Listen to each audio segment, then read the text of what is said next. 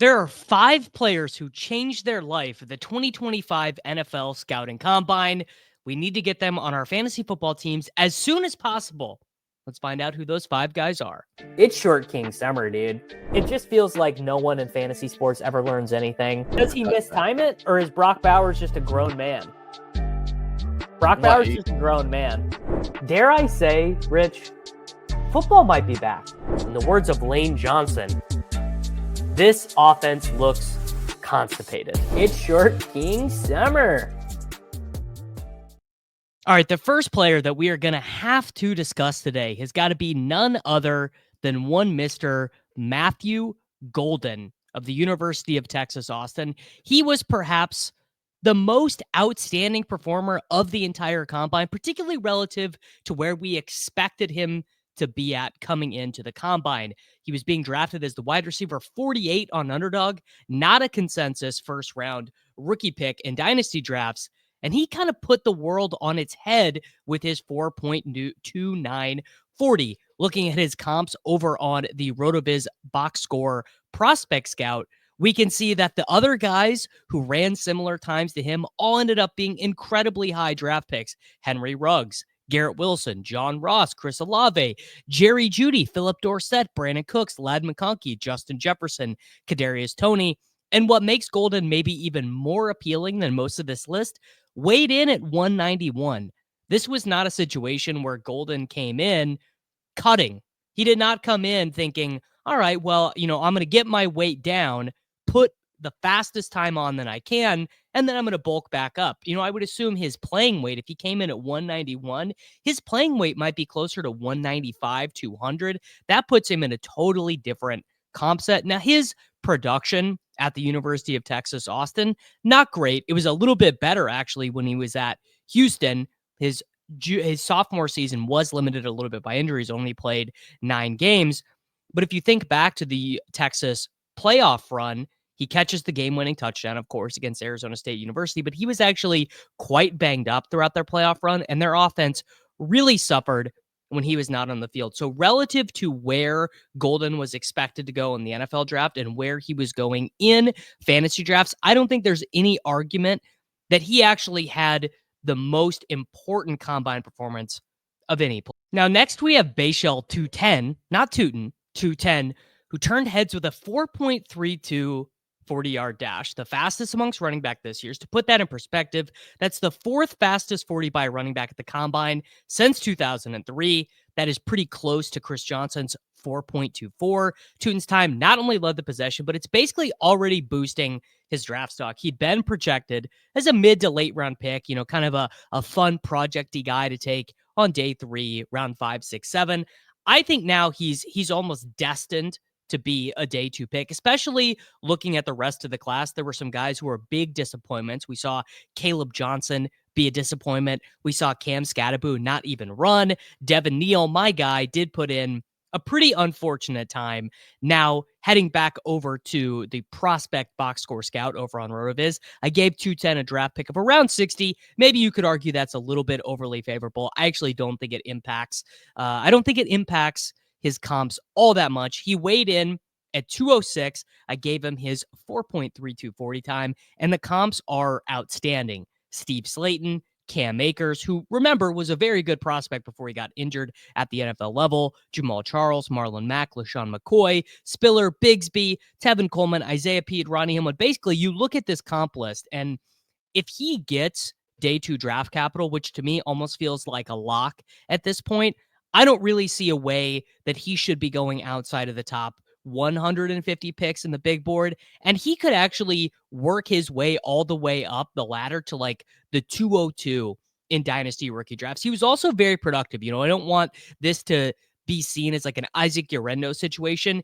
Incredibly productive at both Virginia Tech and North Carolina AT&T, a 94% running back dominator rating last year at Virginia Tech. His only real issue was fumbles, but what's maybe even a little bit more impressive was actually his usage as a receiver, both at North Carolina AT&T and at Virginia Tech. 80 receptions in 3 seasons for a guy who was viewed as kind of an interior, tough tackle breaker.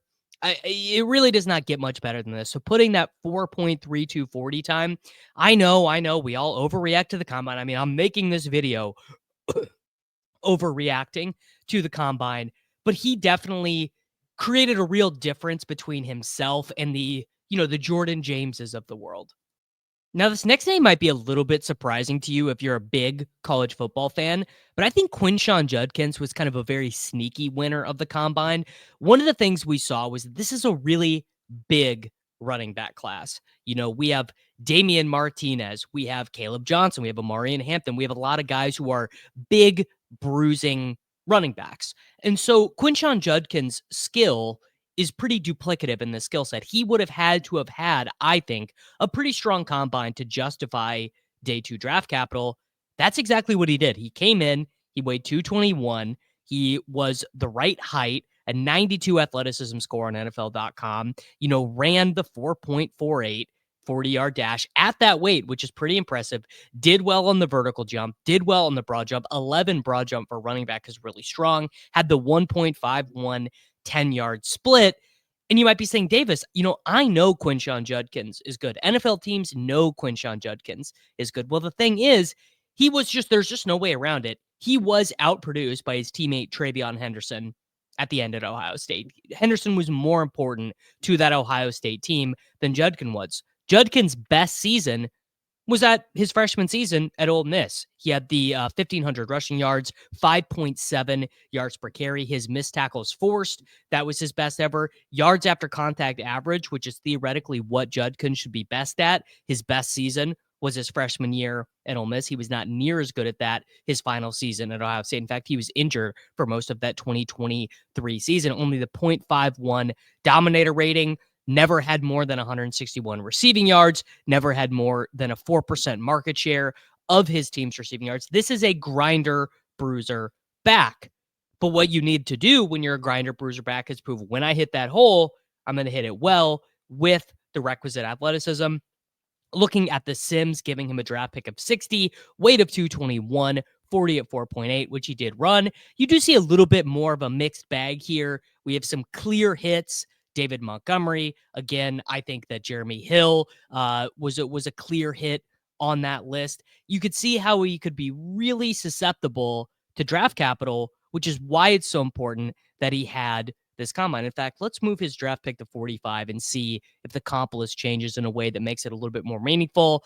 It does. So it brings in Yeldon a little bit higher. It brings in Mark Ingram. It brings in Darius Geis. Again, remember, Darius Geis was viewed as a very high upside prospect who, for a lot of different reasons, did not end up working out in the National Football League. In fact, I was a little bit lower on Judkins coming in. I was like, why would I spend a 3rd round pick on Quinshon Judkins when I could just get Damian Martinez? And like many things, it turns out that I was wrong.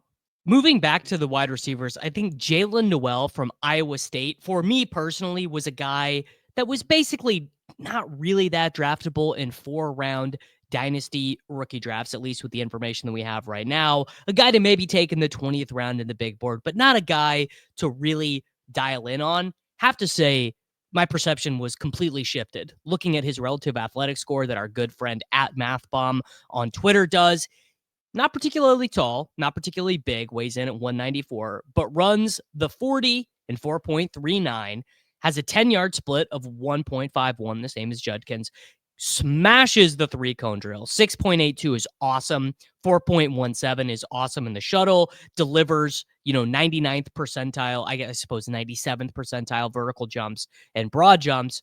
And this is from a player who is not unproductive at Iowa State. One of the limiting factors for him was that he plays with another guy, Jaden Higgins, who actually had a far better combine than I anticipated when he was at Iowa State. And he's not an early declare. Although I think in this day and age, we are punishing non-early declares a little bit less. Looking at his production, has the true breakout season in 2023 with a 30% dominator rating. Also not powered by touchdowns, which we like to see. Gets even better. His final season at Iowa State, 81 receptions, 1,200 yards, 8 touchdowns. Good for a 33% dominator rating. Weirdly did struggle a little bit with fumbles. Remember, he was kind of more the underneath guy at Iowa State. Jaden Higgins was kind of the big Alan Lazard, Hakeem Butler type if we're looking at true stereotypes. And looking at his Sims in the prospect box score scout, it kind of gives you what you would imagine. Some guys we quote unquote liked who never panned out. Marcus Wheaton, Devin Duvernay, Taylor Price, Jarius Wright. I remember kind of liking all of those guys, and then some clear hits, which when you are a 4-year player, there's definitely going to be some misses in there, and there's definitely going to be some hits. Rashee Rice, obviously a clear hit. Sterling Shepard, a clear hit.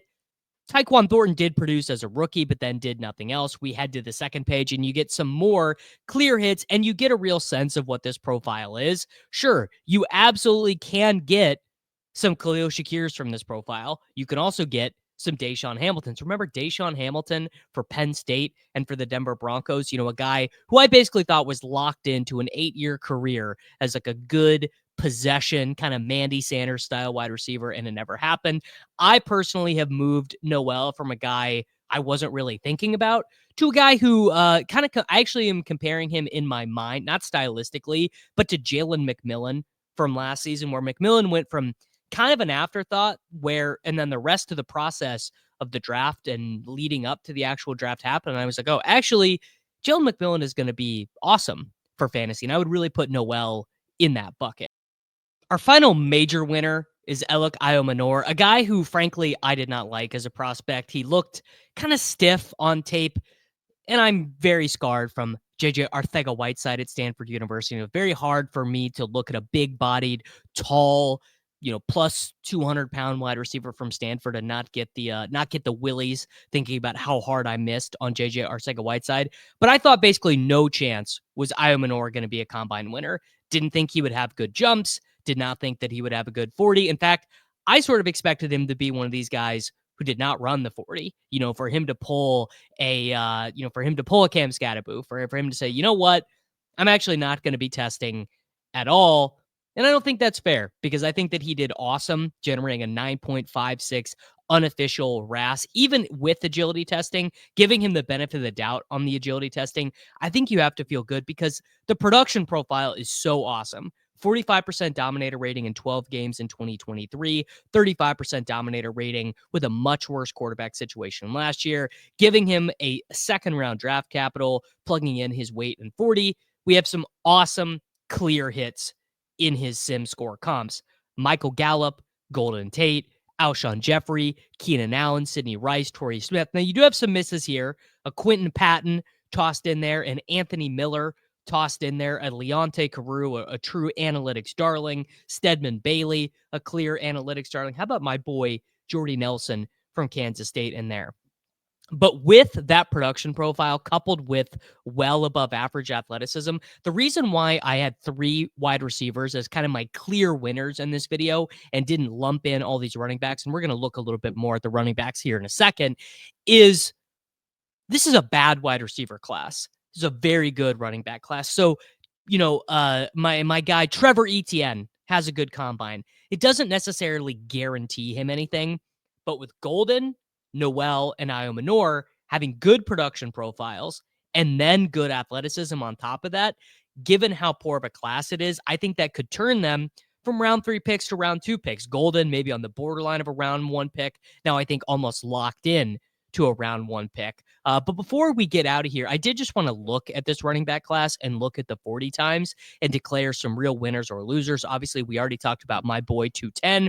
Jaden Blue probably went from undraftable to draftable. Brashard Smith, the converted wide receiver to running back at SMU, probably went from round 6, round 7 to possibly sneaking into round 3. RJ Harvey is another guy with a RAS that is above 9.5. Montrell Johnson went from being undraftable to probably draftable now. Same for ETN. DJ Giddens was a near cut.